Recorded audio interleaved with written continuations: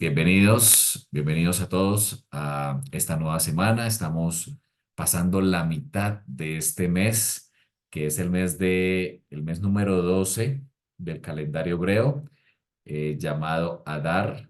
Estamos a 2 meses de la fiesta de Pesa. ¿Por qué lo digo? Porque este año hebreo tiene un mes adicional, tiene el mes 13.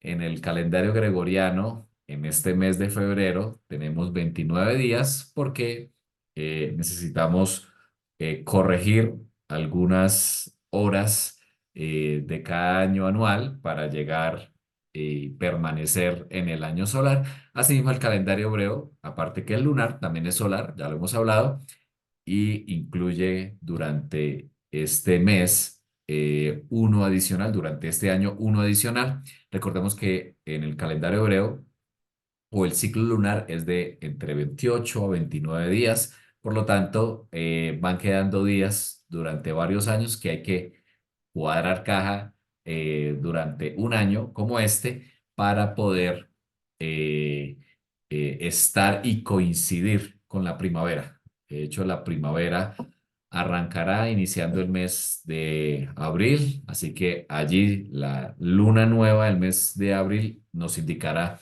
el inicio del año nuevo, de acuerdo a la escritura, de acuerdo a la Biblia, en Éxodo capítulo 2 versículo 12, y estaremos precisamente en la fiesta de Pesa para en ese mes de abril. La fiesta de Pesa es abril 22 a abril 29 durante 7 días, así que anote esa fecha.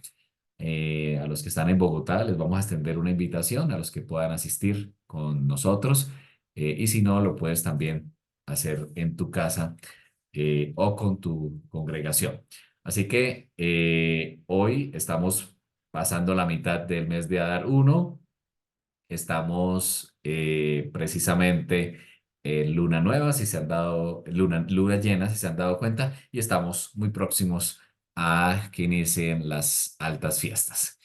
Durante esta semana estudiamos un tema muy interesante a través de la porción de la Torá. Si tuviste la oportunidad de leerlo, estuvimos estudiando acerca de el encendido de las lámparas o la fabricación más bien del aceite de oliva para colocar en las lámparas, en el alumbrado que tenía el lugar santo del santuario a través de la menorá o el candelabro.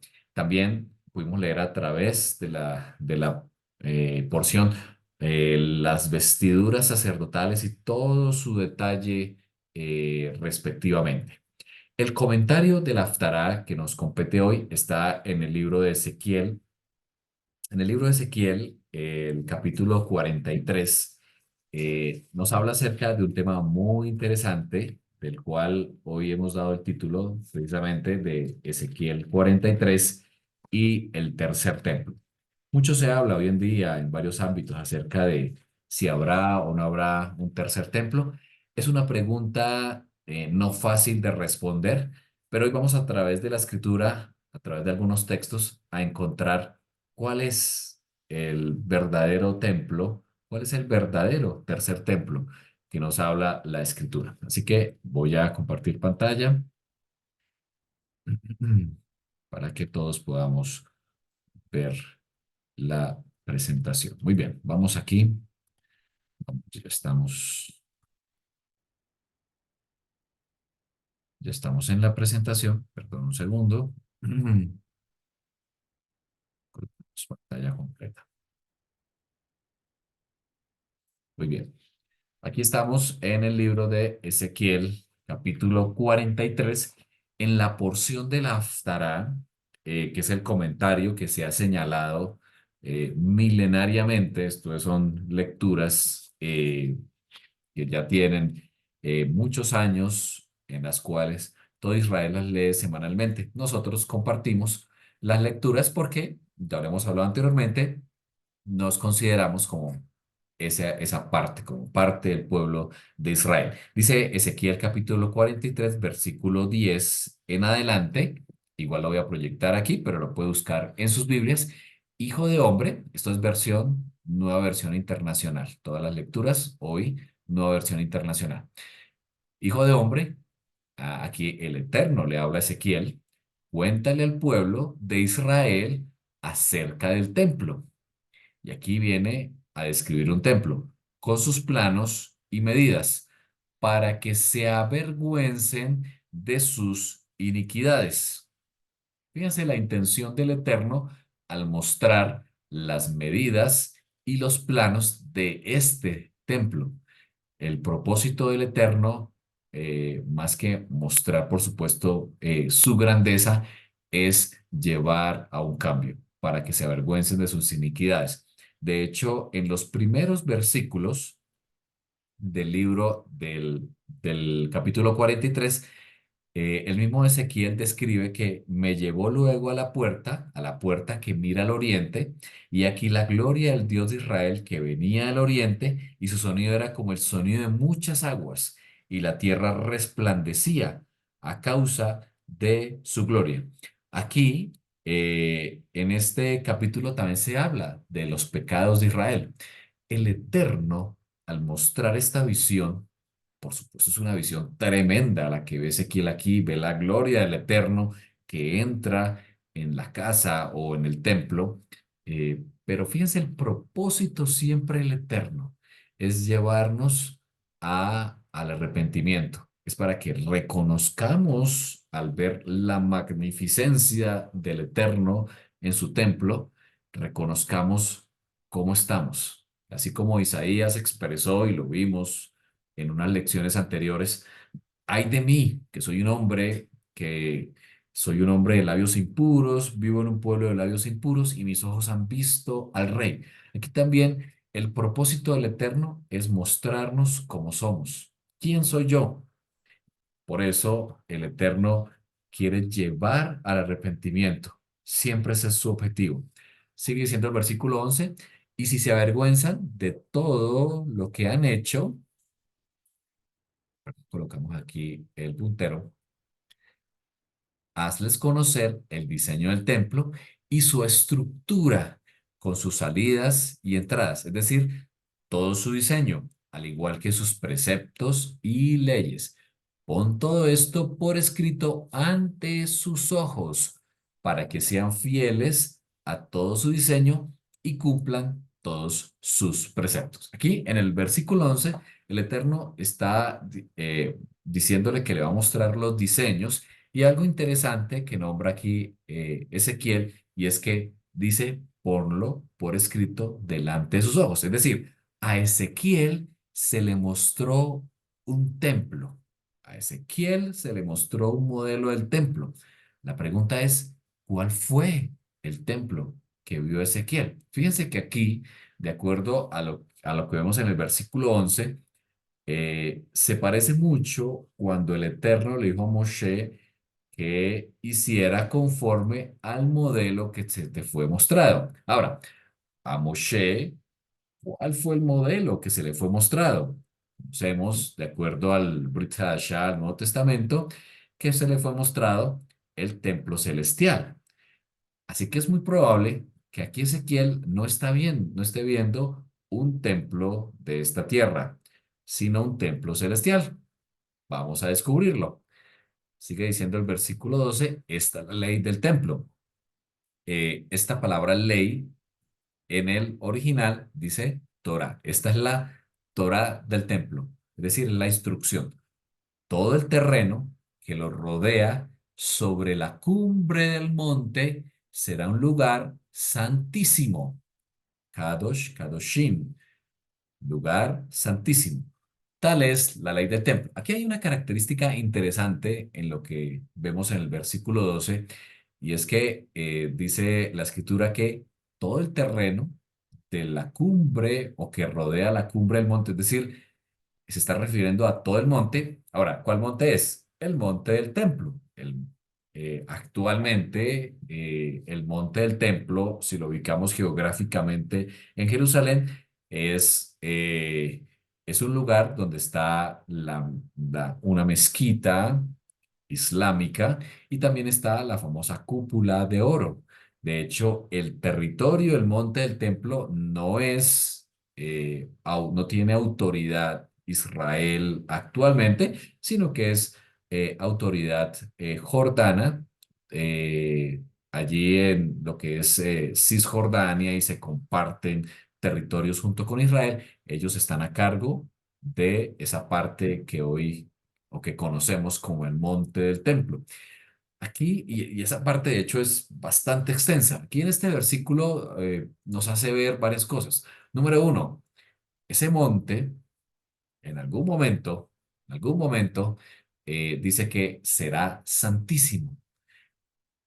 Algunos eruditos y estudiosos llegan a dos conclusiones. Número uno, que será un lugar muy santo, que será un lugar muy santo, así que no puede entrar nada impuro. Tendremos que ser puros para poder ingresar. Hay otra interpretación con respecto al versículo 12 y es que todo el monte será lo que se conoce hoy como el lugar santísimo. Recordemos que el santuario del templo tenía varios lugares o varios departamentos, el atrio, el lugar santo y el lugar santísimo donde estaba el arca del pacto. Algunos interpretan que pues todo el monte será lo que conocemos como el lugar santísimo, es una de las interpretaciones. Otros dicen que todo el monte del templo se debe comportar como un lugar kadoshim, es decir, que es un lugar o será un lugar muy santo. Vamos a ver algunos textos con respecto a esta lectura que dimos de Ezequiel 43 para poder ver realmente qué es lo que estaba viendo Ezequiel. ¿Existirá un tercer templo? ¿Será construido por manos humanas o Ezequiel se está refiriendo a otro aspecto? Vamos a ver algunos textos que encontramos en la escritura. En algunos momentos podemos abrir a diferentes posibilidades. Es correcto, en el pensamiento hebreo es normal que hayan diferentes interpretaciones, inclusive encontramos en la escritura que pueden haber varias interpretaciones, interpretaciones al nivel literal, como está allí en la escritura, que en muchas ocasiones es así, pero también hay interpretaciones de diferentes grados de profundidad en la escritura que también el Eterno quiere mostrarnos. Recordemos que la Torá y la escritura es tan amplia que permite que vayamos muy profundo y encontremos cada vez más significados o interpretaciones. Muy bien, vamos a ver primero la historia de lo que conocemos hoy como el templo. Aquí en pantalla estamos viendo una imagen, lo vimos en nuestra clase anterior, acerca del primer templo. Este primer templo, que fue un templo precioso, una maravilla de aquel momento, concebido en el corazón de David. David anhelaba poner o hacer una casa para el Eterno cuando decía, yo habito en un gran palacio y el santuario está en tiendas. Así que se le fue revelado a David inclusive las formas o cómo debía hacerlo, pero a él se le dijo, tú no podrás construirlo porque has derramado mucha sangre. Será tu hijo quien lo pueda construir. Así que David lo que hizo fue preparar todo, eh, inclusive hizo ahorro de materiales, de recursos, para que Salomón, su hijo, pudiera construirlo, y efectivamente así fue. Salomón pudo construirlo por la alianza que tenía inclusive con otras regiones como Tiro y otras partes, donde pudo reunir los materiales, ya lo vimos anteriormente, y construirlo de acuerdo al diseño. De hecho, vemos que el Señor aprobó este templo porque en la oración hermosa donde Salomón dedica el templo, desciende fuego del cielo como aprobación. Así que fue una casa hermosa, pero sabemos que se destruyó. Ya lo hemos hablado, cerca del año 500, Nabucodonosor, rey de Babilonia, emperador de la más grande potencia de aquel momento y de esa región del mundo, empezó a conquistar los pueblos aledaños, uno de ellos, Jerusalén, donde estuvo rodeándola en varias ocasiones hasta que finalmente invadió, llevó cautivos hacia Babilonia, entre ellos iba Daniel, el profeta Daniel, y finalmente destruyó este hermoso templo, que fue algo bien difícil para Israel, saber que su templo no estaba en pie, porque cómo iban, a dónde llevarían las ofrendas, dónde estaría la intercesión si ya no se podía interceder en el templo. Fue algo bien difícil para aquel momento, pero el templo sabemos que fue reconstruido a través de Esdras, por el liderazgo de Esdras, de el gran, las grandes acciones de Nehemías y en los tiempos de Zorobabel se reconstruyó. En tiempos angustiosos, por supuesto, fueron tiempos angustiosos, los enemigos no querían dejarlo nuevamente construir porque estas personas habían regresado de tierras de Oriente por los decretos ya de Medo-Persia en cabeza de Darío y Ciro, pudieron regresar estos israelitas, no todos, para reconstruir el templo, nuevamente reanudar. Ahora, esta acción de reconstruir el templo, por supuesto, obedece un mandamiento de Éxodo 25 cuando dice, y harán un santuario para mí y habitaré en medio de ellos. Es un mandamiento que está en la Torá. Por supuesto, el pueblo lo sabía y reconstruyó este templo. Este templo inicial, en la época de Esdras y Nehemías, no tuvo la gloria, por supuesto, del templo de Salomón. No tenían todos los recursos, estaban expatriados, había pobreza alrededor, pero la gloria del Señor se manifestó allí. De hecho, en este templo, años más tarde, como lo vemos aquí en la gráfica, fue remodelado, porque estamos hablando el mismo segundo templo, fue remodelado por Herodes. Herodes construyó una explanada en todo el templo, que de hecho hasta hoy se mantiene, una gran explanada, y allí remodeló el templo y pues sabemos que ese templo fue un templo grandioso, un templo hermoso, porque de hecho incluso en la época de Yeshua, el primer siglo, se hablaba del gran templo que había en Jerusalén, donde Herodes durante varios años había tardado en remodelarlo y hacerlo un gran templo con habitaciones, un atrio interior, el atrio exterior. Una gran explanada, diferentes compartimentos para los sacerdotes, para todas las actividades. Era un templo, era una maravilla. Fue una maravilla el templo donde Yeshua estuvo presente. Yeshua caminó en este templo. La gloria mayor que tuvo este templo fue la presencia misma de Yeshua caminando en él. Y de hecho, lo vemos predicando en el famoso pórtico de Salomón, exponiendo a sus discípulos la palabra, echando fuera los cambistas también. Ya lo vamos a ver un texto de ellos, incluso en el templo participando de las fiestas. Yeshua participó en el Pesha, en el Shavuot, lo vemos también inclusive en la fiesta de la dedicación en Hanukkah, participando de las fiestas, por supuesto, cumpliendo la Torah. Pero este segundo templo también tuvo fin. De hecho, el mismo Yeshua lo profetizó.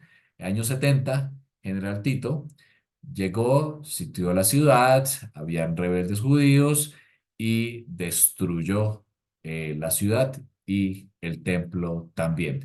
Hasta el día de hoy, ese templo no se ha vuelto a reconstruir. Dijo bien Yeshua en Mateo 24, en una de las primeras señales que vemos allí, de acuerdo a la pregunta que hacen sus discípulos. Ahí podemos ver en Mateo 24, donde dice que Yeshua sale del templo y se acercaron sus discípulos para mostrarles los edificios del templo. Los discípulos querían mostrarle a Yeshua la maravilla. De hecho, era un orgullo para el pueblo de Israel tener este templo. Y Yeshua respondió diciéndoles, ven todo esto, es decir, esto que vemos aquí, les aseguro que no quedará piedra sobre piedra, pues todo será derribado. Y así se cumplió. El templo fue derribado. Ahora, hay algo interesante en la porción que estudiamos esta semana en la Parashá, en la porción, donde hay un mandato que el Eterno le da a los hijos de Israel de que traigan, ahí como lo leemos, aceite puro de olivas machacadas para el alumbrado, para hacer continuamente, para hacer arder continuamente las lámparas. Perdón, yo muevo aquí algo para que no nos, para que podamos ver bien en el video posterior. Mandarás a los hijos de Israel que traigan aceite puro de olivas machacadas para el alumbrado, para arder continuamente las lámparas. Ahora, esto es un mandamiento dentro del santuario.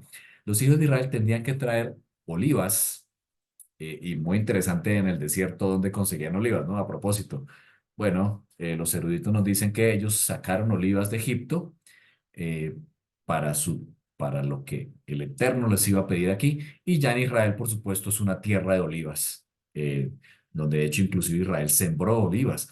De hecho, alrededor de Jerusalén hay sembrados de olivas, hay jardines de olivas. De hecho, Yeshua hizo su oración, esa oración tremenda antes de su muerte en el jardín del Getsemaní, es el jardín de las olivas, de los árboles de olivas. De hecho, esos árboles del jardín del Getsemaní tienen más de 2000 años. Ahora, en ese lugar de la prensa, porque justo en el Getsemaní es donde se prensaba las olivas, se colocaban las olivas y se prensaban con elementos de piedra a tal punto de cuando la oliva ya no podía resistir más la presión, reventaba.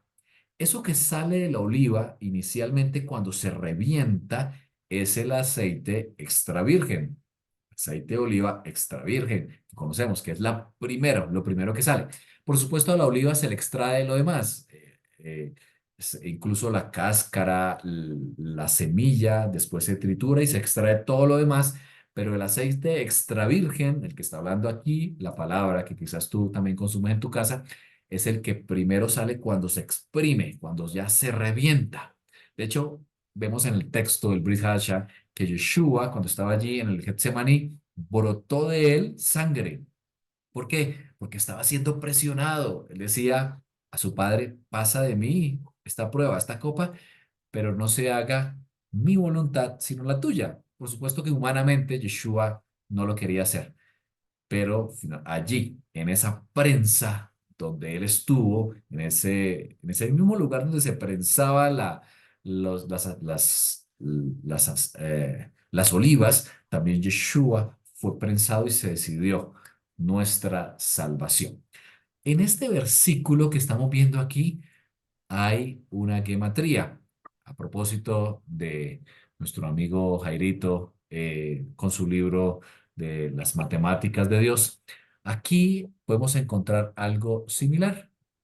Perdón un segundo. Aquí vamos a encontrar algo interesante. La palabra machacado es la palabra katit. Aquí ustedes lo pueden ver. Esta es la letra Kaf, del hebreo. La taf es la última letra del alfabeto hebreo. Por eso se habla de la alef y la taf, o el alfa y el omega en el griego, la taf. La yud, esta es la famosa letra yud, cuando Yeshua dijo que ni una yud, ni una tilde pasará desde esta Torah hasta que todo se haya cumplido. Y nuevamente, la taf. Y se lee katit, katit. Ahora, esta palabra, si la separamos en dos, es decir, la kaf y la taf, y por otro lado, la yuf y la taf, encontramos valores numéricos. Recordemos que en las palabras hebreas, las letras hebreas, tienen también un significado numérico. En el caso de la primera, la kaf y la taf, encontramos el valor numérico o la suma de 420 años. Y en la segunda, en la Yuf y la Taf, encontramos el valor numérico de 410. Ahora, ¿qué quieren decir estos números? 410 y 420 años. Si lo llevamos a la historia, el primero y el segundo templo estuvieron de pie precisamente durante estos años. 410 y 420 años respectivamente estuvieron en pie. Y exactamente a los 410 años y a los 420 años fueron destruidos el primero y el segundo templo. ¿Podría estar diciéndonos esta gematría o esta interpretación numérica de la palabra machacar, que es cuando tú prensas una oliva para sacarle lo de adentro? Es decir, tú destruyes la oliva para sacar el aceite, así como se destruyeron estos dos templos. ¿Estará queriéndonos decir que solo habrían dos templos en pie en la tierra? Es una interpretación que nos está dando este versículo. Es muy probable que lo que el Eterno está queriendo decir aquí es que templos hechos por manos humanas, donde habite su presencia, de acuerdo a su Torah, solo habrían dos. Es una interpretación que algunos sabios también comparten al interpretar la palabra machacá. Entonces, ¿cómo será el tercer templo? ¿Qué es lo que quiere decirnos la escritura acerca del tercer templo? Vamos a ver. Actualmente en Israel se están haciendo preparativos. Estos son fotos reales del Instituto del Templo. El Instituto del Templo es un instituto que ha estudiado muy juiciosamente los mandamientos de la Torá con respecto a la construcción del templo y de los elementos, que es lo que hemos estudiado nosotros también durante estas semanas. Aquí vemos una representación del templo como lo proyecta Israel a construir, es decir, muy similar al segundo templo. Esta es una imagen del segundo templo. Aquí está la menorá. De hecho, la menorá ya se hizo. Está ubicada en el barrio judío. eh, ha estado moviéndose poco a poco eh, en dirección al monte del templo. Cada vez se va acercando más.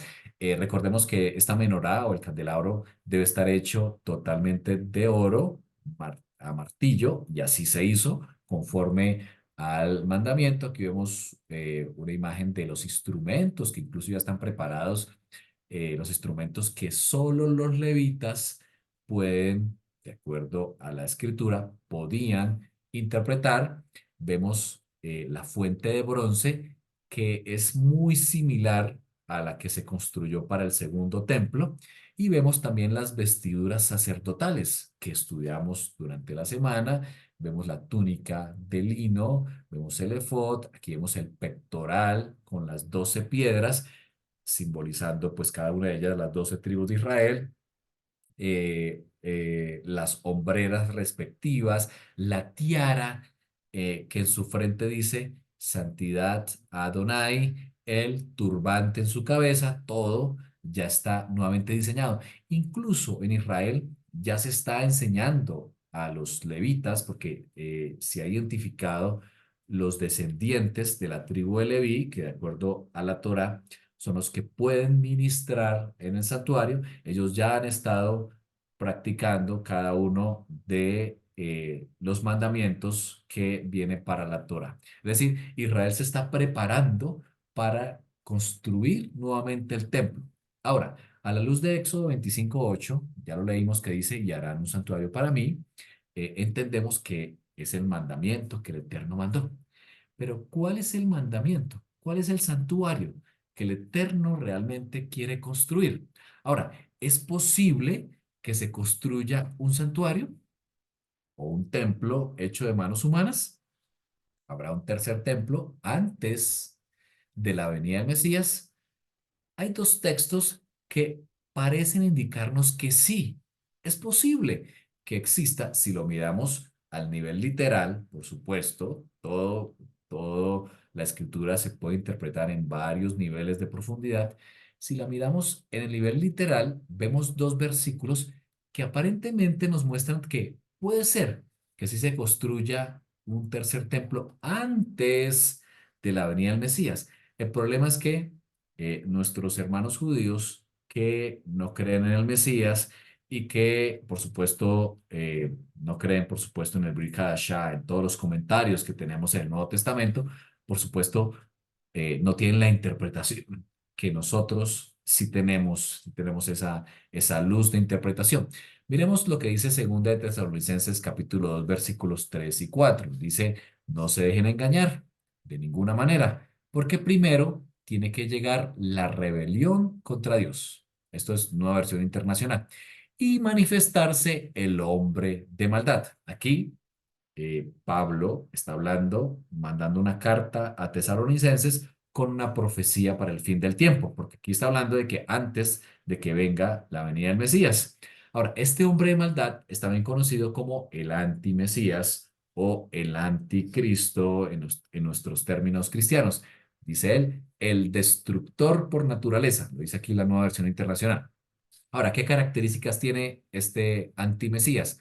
Este se opone y se levanta contra todo lo que lleva el nombre de Dios. Es decir, se va a oponer, se va a levantar contra todo lo que lleva el nombre de Elohim, es decir, de Yud, Hei, Bab, Hei, o es objeto de adoración. Así que antes de la venida del Mesías, de nuestro Mesías Yeshua, se presentará un antimesías. Eso está en la escritura.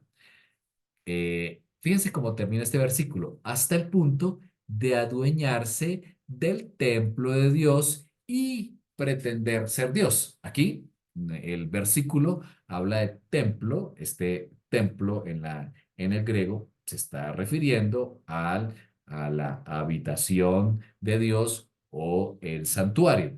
Si lo miramos en términos literales, es posible, de acuerdo a este texto, que se reconstruya el templo. Ahora, políticamente no va a ser fácil, no va a ser fácil porque donde está el monte del templo, actualmente está la cúpula de oro, el Islam gobierna esa parte, así que dos cosas, o se pondrán de acuerdo con algún tratado de paz, etcétera, o habrá una guerra donde Israel tome el monte del templo y pueda reconstruir. Es decir, no va a ser fácil.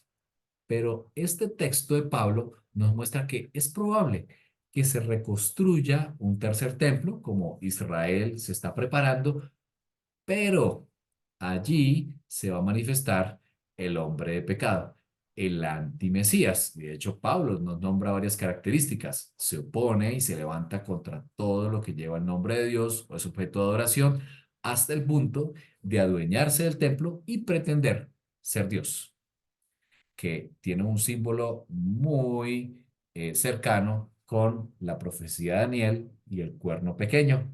No es tema de hoy, no es tema de hoy. ¿Qué otro versículo tenemos aquí? Mateo 24, volvemos a Mateo 24, el mismo Yeshua dice en el versículo 15, dice, cuando vean, quiero irme a leer el versículo anterior, eh, está hablando ya del tiempo del fin. Aquí ya Yeshua está diciendo que en el versículo anterior será predicado el evangelio del reino en todo el mundo para testimoniar a las naciones y entonces vendrá el fin. Aquí estamos hablando de tiempos finales, de acuerdo a lo que Yeshua está hablando en el contexto. Y dice, cuando vean en el lugar santo. ¿Qué es el lugar santo? El lugar santo es eh, un, un departamento del tabernáculo donde está la menorá, donde está la mesa de los panes y está el altar de oro, el altar del incienso.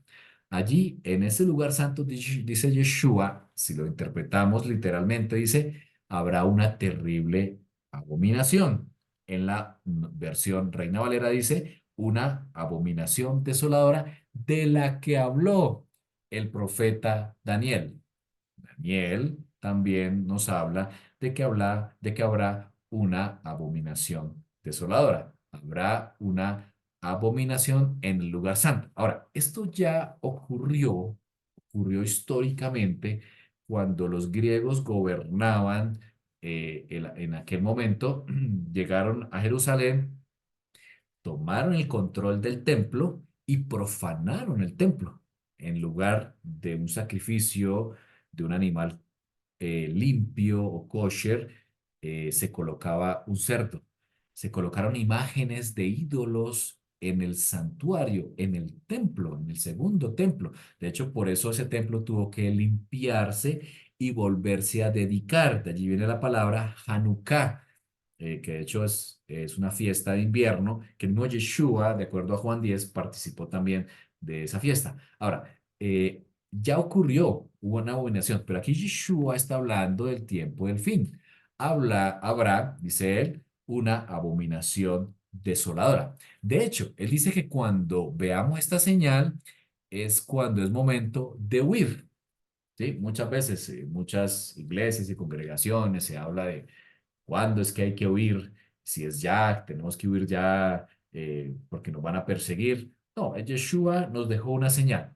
Cuando veas la abominación desoladora o la terrible abominación, y él aquí nombra el lugar santo de la que habló el profeta Daniel. Si lo interpretamos literalmente, es posible, también de acuerdo a las palabras de Yeshua, que también exista un templo físico en pie justo antes de su venida, pero que habrá una abominación en aquel lugar.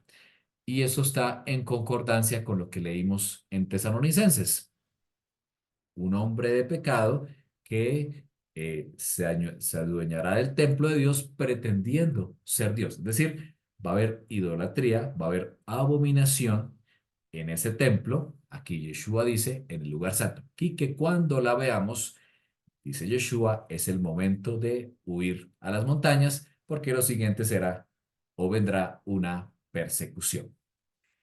De acuerdo a estos dos textos, es posible. La respuesta literal es que es posible que sí haya un tercer templo, pero ese tercer templo será el lugar donde se presentará el antimesías, el lugar donde habrá una abominación. Ahora, preparativos los hay. En Israel hay preparativos, ya tienen todos los elementos listos, solo se está esperando el momento para poder reconstruirlo. Como lo dije, no va a ser fácil políticamente por la tensión que hay allí. Además que Israel no tiene el control del monte del templo. De acuerdo a Yeshua y a Rav Shaul, es posible que sí lo haya y será mostrada allí la abominación. Ahora, ¿qué también nos muestra el Brit Hadashah, el Nuevo Testamento en Hebreos? El autor de Hebreos nos muestra quién es el verdadero sacerdote, quién es el que en este momento es el sumo sacerdote de acuerdo a lo que vemos en el cumplimiento de la Torah. Vamos a leerlo. Dice él, si hubiera sido posible alcanzar la perfección mediante el sacerdocio levítico, pues bajo este se le dio la ley al pueblo. ¿Qué necesidad había de que más adelante surgiera otro sacerdote? Es decir, si el levítico fuera suficiente, hablo de Aarón y sus hijos, no sería necesario otro sacerdote, dice él, según el orden de Melquisedec. Aquí se refiere a Yeshua, y no según el de Aarón. Porque cuando cambia el sacerdocio, también tiene que cambiar la ley. Aquí el autor de Hebreos nos está hablando que hay un cambio de línea sacerdotal. Veníamos hasta el momento del sacrificio de Yeshua con un sacerdocio levítico. Y de acuerdo a la interpretación del autor de Hebreos, hay un cambio de orden sacerdotal, ya no según la tribu de Leví, sino según el orden de Melquisedec. Ya lo hemos hablado anteriormente. Dice, de la cual nadie se ha dedicado al servicio del altar. Por supuesto, en la tierra, un sacerdote, según el orden de Melquisedec, lo ha podido hacer. De hecho, no lo podía hacer. Yeshua, estando en la tierra, no podía ministrar como sacerdote, porque Yeshua es de la tribu de Judá. Y la jurisdicción en ese momento era para la tribu de Leví, no para la tribu de Judá. Sigue diciendo aquí, es evidente que nuestro Señor, aquí está hablando de Yeshua, procedía de la tribu de Judá, respecto a la cual nada dijo Moshe en relación con el sacerdocio. Moshe nos mostró a la tribu de Leví. Es evidente, perdón, que ha llegado a serlo, perdón, versículo 15. Y lo que hemos dicho resulta aún más evidente si, A semejanza de Melquisedec, surge otro sacerdote. Dice, versículo 16, que ha llegado a serlo, no conforme a un requisito legal respecto al linaje humano, es decir, no es del linaje humano, sino conforme al poder de una vida indestructible. El Eterno nos entregó un sacerdote, dice Hebreos, que cumple un propósito más elevado. Recordemos que los pecados de muerte que hemos cometido los humanos, ni con el santuario podían hacerse expiación. Pecados de muerte que todos hemos cometido. Se necesitaba de un Goel, de acuerdo a Isaías capítulo 59. Se necesitaba un redentor. Pues de él se da testimonio. Esto es un texto de Salmos.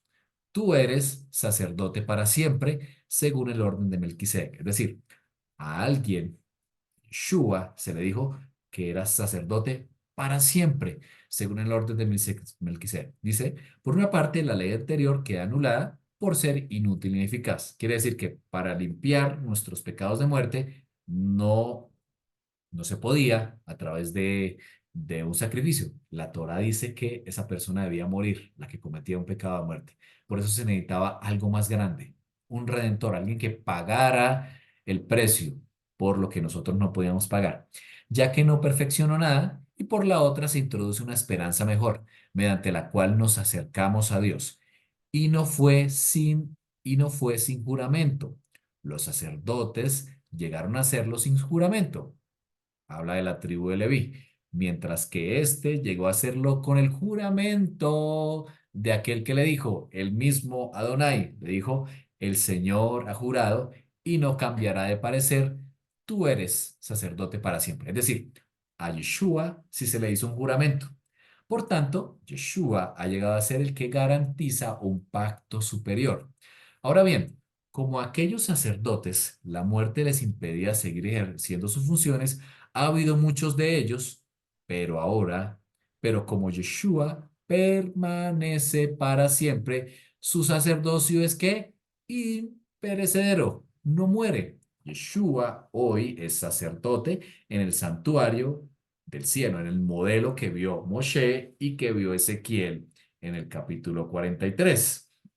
Yeshua vive para siempre, su sacerdocio no muere.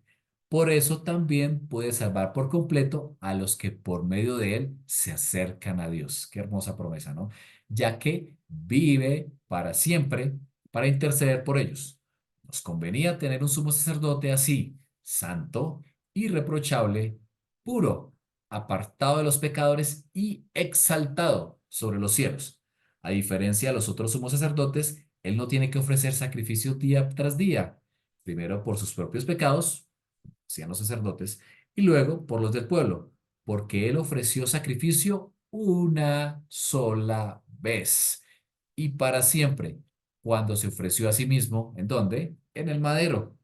De hecho, la ley designa como sumos sacerdotes a hombres débiles, pero el juramento posterior a la ley designa al Hijo, a Yeshua, quien ha sido hecho perfecto para siempre. ¿Qué nos está diciendo aquí, Hebreos, la interpretación? Ha habido un cambio de orden sacerdotal. El verdadero sacerdote es Yeshua con juramento que dura para siempre y que puede limpiar nuestros pecados. Si siguiera el sacerdocio levítico, no tendríamos cómo remediar nuestros pecados de muerte. No tendríamos cómo. Yeshua es sacerdote de un mejor pacto, pero él no ministra en un santuario hecho de manos humanas. Yeshua ministra en un santuario celestial. Por lo tanto, Ezequiel en el capítulo 43 no está viendo un santuario hecho de manos humanas, está viendo un santuario celestial. Y es lo que leemos aquí en Ezequiel 43. Así que es probable que Ezequiel en el capítulo 43 vio lo mismo que Juan vio en Apocalipsis capítulo 21, esa famosa visión de la gran ciudad que él llama la nueva Jerusalén, donde él ve el trono de Dios, un mar de cristal. No había un lavacro, pero vio un mar de cristal. Había un trono, la habitación de Dios, el lugar santísimo. Allí lo vio Juan. De hecho, Juan también vio toda la adoración, vio el candelabro, vio la menorá en el templo. Es muy probable que cuando el Eterno le está diciendo a Ezequiel, muéstrale el templo, le estuviera mostrando en el nivel literal la nueva Jerusalén, la que dice Juan que descenderá del cielo. Pero no solo eso, es probable que Ezequiel vio algo más. Quiero llevarlos a tres comentarios que el mismo pueblo judío estudia. Los eruditos judíos estudian estos comentarios. Aquí estoy hablando, como ven ustedes en pantalla, del Talmud de Babilonia. Hay un comentario de Rashi y de Malvin. Estos comentaristas son comentaristas muy reconocidos para nuestros hermanos judíos. De hecho, por eso muchos judíos también se oponen a decir que habrá un tercer templo o que el mismo templo de Yehezkel o de Ezequiel 43 es un templo hecho de manos humanas. Fíjense lo que dice el Talmud de Babilonia en el capítulo 41, versículo 1. Dice, el templo que se muestra en Ezequiel capítulo 43 vendrá de los cielos. ¡Qué tremenda interpretación tiene el pueblo judío! Dice, y sigue diciendo, y su construcción, hmm, hermoso esto, y su construcción será entre el 14 y el 15 del mes de Nisan. Ahora, ¿recuerdan qué ocurrió el 14 y el 15 de Nisan? ¿Qué ocurría? Bueno, lo celebraremos el 22 de abril de este año eh, y es la fiesta de Pesa, la Pascua. En la Pascua ocurrió algo precioso. Yeshua, nuestro Mesías, fue sacrificado, de acuerdo a lo que vimos en Hebreos. Él se ofreció a sí mismo como un perfecto sacrificio para ser el sacerdote. Ese día, el 14 de Nisan, al atardecer, a la hora del sacrificio, Yeshua murió por nuestros pecados de muerte como el pariente más cercano para remediar lo que nosotros no podíamos remediar. Esta persona, la que escribe el Talmud de Babilonia, dijo que la construcción del santuario sería entre el 14 y el 15 de Nisan. Ahora, Yeshua también en Juan capítulo 2 dijo algo muy especial, que es muy probable que quienes lo escucharon entendieron. Dicen, entonces los judíos le reaccionaron preguntándole, ¿qué señal puedes mostrarnos para actuar de esta manera? Aquí Yeshua estaba latigando las mesas de los cambistas en el templo. Y él respondió, destruyan este templo y lo levantaré de nuevo en 3 días. Por supuesto, es una pregunta difícil, semejante templo, eh, y por eso la pregunta de quienes estaban allí, tardaron 46 años, o sea, la remodelación que hizo Herodes tardó 46 años en construir el templo, y tú vas a levantarlo en 3 días. No te entendemos. Yeshua se estaba refiriendo a esta misma interpretación del Talmud. Dice él, pero el templo al que se refería era su propio cuerpo, se refería a él mismo. Yeshua es el templo, en él habita toda la plenitud de la deidad. Él es el templo porque el templo Adonai, porque Adonai habita en él. Y tiene concordancia con esta interpretación del Talmud, donde dice su construcción sería entre el 14 y el 15 del mes de Nisan. El 15 es el Shabbat alto de la fiesta de Pesa. Y el 16 es primicias, es nuevos frutos, cuando Yeshua resucita. Por eso el 16 ya estaba en pie. Por eso aquí el Talmud dice que fue construido 14 y 15, porque el día 16 ya tenía que estar en pie. Así como Yeshua estuvo en pie el 16 de Nisan, Pablo lo dice, como primicias, él fue resucitado como las primicias de los muertos, cumpliendo también lo que está hablando el Talmud de Babilonia. Sin tener el Nuevo Testamento, aquí ya nuestro pueblo hermano judío, ya tenía esta interpretación. Miremos el comentario de Rashi sobre Éxodo 15:17. Este santuario que establece Adonai viene de los Shamaim. Shamaim es la palabra hebrea que significa cielos. Aquí también Rashi está diciendo que el santuario que establece Adonai viene de los cielos.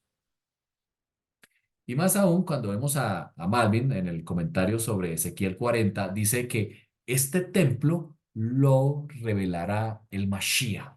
Es decir, hasta que venga el Mashiach, él revelará el templo. ¿Puede ser que se construya un templo en Israel? Puede ser. Pero ese templo no tendrá, no tendrá al Mesías, según el orden de Melquisedec. De hecho, se revelará el hombre de pecado. Hasta que venga el Mesías, él revelará al templo. Por eso, Juan, al describir la gran ciudad, la nueva Jerusalén, que desciende del cielo, dijo, no vi ningún templo. Dijo Juan, no, no lo vi en la nueva Jerusalén que desciende. Dice, porque el Señor, Dios Todopoderoso, Yud-Heh-Vah-Pei, y el Cordero son su templo, dijo Juan. Ahora, por supuesto que Apocalipsis describe varias cosas del templo, describe la menorá, eso lo vimos en una clase anterior, describe la menorá, describe el templo, de hecho un mar de vidrio frente a él, muchos elementos que hacen parte del santuario y posteriormente del templo hecho de manos humanas en la tierra. Así que podríamos leer este versículo de Juan diciendo, no vi ningún templo hecho de manos humanas porque el Señor, Dios Todopoderoso y el Cordero son su templo. Ahora, fíjense lo que dice Hechos 17:24. El Dios que hizo el mundo y todo lo que hay en él es Adonai, del cielo y de la tierra. No vive en templos construidos por hombres. Quiere decir que, de acuerdo a la profecía de Apocalipsis y de Ezequiel, cuando dice que el mismo Eterno, su gloria entró en el templo, puede ser en un templo hecho de manos humanas. Ezequiel vio el templo celestial y según Apocalipsis es el Señor Dios Todopoderoso y su santuario, el Cordero. Cuando Yeshua vuelva, Él revelará el verdadero tercer templo, Él mismo, de acuerdo a lo que leímos en Juan 2. Terminamos con estos versículos, dice Apocalipsis 21:3. Oí una potente voz que provenía del trono y decía, aquí está entre los seres humanos, está la morada de Dios. Él acampará en medio de ellos. Ellos serán su pueblo y Dios mismo estará con ellos y Él será su Dios. Aquí, este texto, el Eterno está diciendo que la morada de Dios estará entre nosotros. ¿Cuál es la morada de Dios? Colosenses 2:9, Pablo dice, toda la plenitud de la divinidad habita en forma corporal en el Mashiach. Es decir, el cuerpo del Mashiach, cuando lo veamos nuevamente, estaremos viendo el tercer templo. Termino diciendo con este texto de Efesios capítulo 2, 19 al 22. Por lo tanto, ustedes ya no son extraños ni extranjeros, le dice Pablo a los Efesios, porque recuerden, ya podían volver, esa es la buena nueva, ya podían regresar, ya se había anulado el acta de decretos, la carta de divorcio. Dice él, sino conciudadanos de los santos y miembros de la familia de Dios, edificados, dice él, sobre el fundamento de los apóstoles y los profetas, siendo Yeshua el Mesías la piedra angular. Lo leímos en la clase anterior. En él, todo el edificio bien armado se va levantando para llegar a ser, ¿qué? Un templo santo en el Señor. Así que aquí complementamos con la clase anterior. Ese tercer templo será Yeshua mismo, que en él habita la plenitud del Eterno. Pero tú y yo, tú y yo, seremos parte de ese templo. Cuando él dice, en él, también ustedes son edificados juntamente, para ser morada de Dios por su Espíritu. Tú y yo seremos parte. De hecho, Jairito tiene un tema acerca que me compartió nuevamente esta semana, acerca de esa nueva Jerusalén, donde esa interpretación numérica nos habla de que somos esa nueva Jerusalén, somos tú y yo. Ese templo, ese tercer templo, es Yeshua, es su templo, es su cuerpo, junto con su pueblo Israel, para ser morada de Dios por su Espíritu. Vamos a orar. Abba, gracias, porque eh, tú nos muestras tu amor. Solo vemos amor inconmensurable a través de la Escritura. A pesar, Señor, de los pecados de muerte que cargamos en nuestra vida, de nuestras flaquezas, tú nos has mostrado un sumo sacerdote, un Cohen Gadol más excelente. Gracias, Señor, por Yeshua, por la sangre que ofreció y presentó allá en el trono de la majestad. Gracias, Padre. Aceptamos esa sangre que nos limpia de nuestros pecados de muerte. Y anhelamos, Señor, anhelamos que ese reino se establezca nuevamente en la tierra. Anhelamos que Yeshua vuelva al tercer templo para morar con todo el pueblo de Israel rescatado de todos los países, para ser morada de tu Ruach, de tu Espíritu. Padre, gracias, porque nos has mostrado un mejor y excelente templo, como se lo mostraste a Ezequiel, la morada de Dios habitando entre nosotros. Gracias, Padre, porque establecerás tu reino inmutable y eterno en este mundo donde no habrá ya más muerte, ni dolor, ni clamor. Anhelamos ese momento, Padre. Perfecciona nuestra vida, Señor. Haznos puros, porque todo el monte del templo, dice Ezequiel 43, será Kadosh HaKadosh, será su lugar santísimo. Ninguna cosa impura entrará en él. Señor, nos presentamos, límpianos de nuestra maldad, de nuestro pecado. Anhelamos entrar y participar de la bendición de ser ese tercer templo. Te lo pedimos, Señor, por esos méritos del Cohen Hagadol,